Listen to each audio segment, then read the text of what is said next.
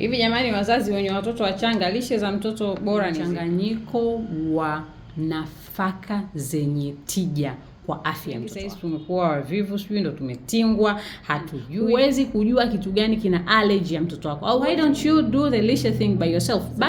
Tengeneza lishe yako mwenyewe.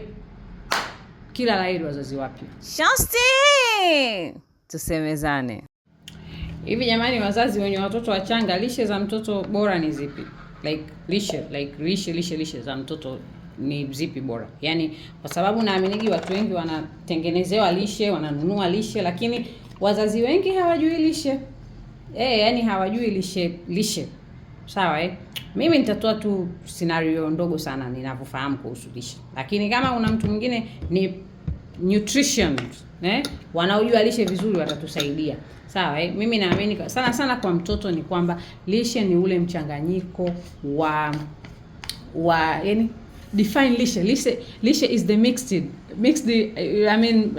products ni mchanganyiko wa nafaka zenye tija kwa afya ya mtoto wako.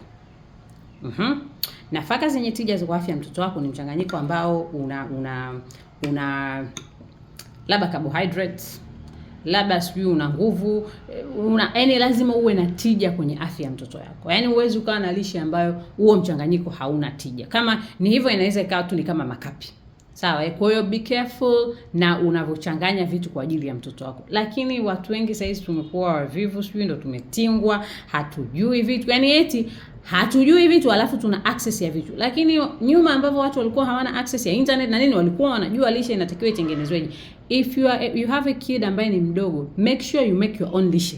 Usinunue lishe. I'm sorry to kuharibu biashara ya watu wengine.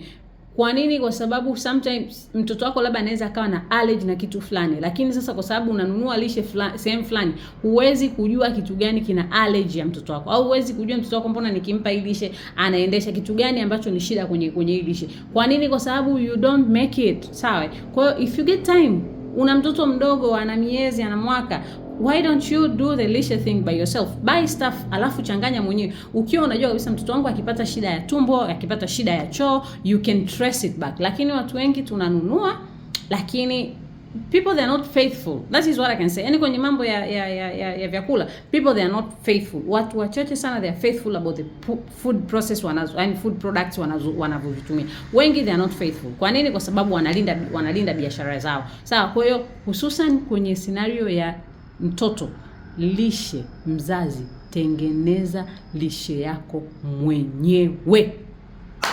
Kila la heri wazazi wako. Shosti! Tusemezane.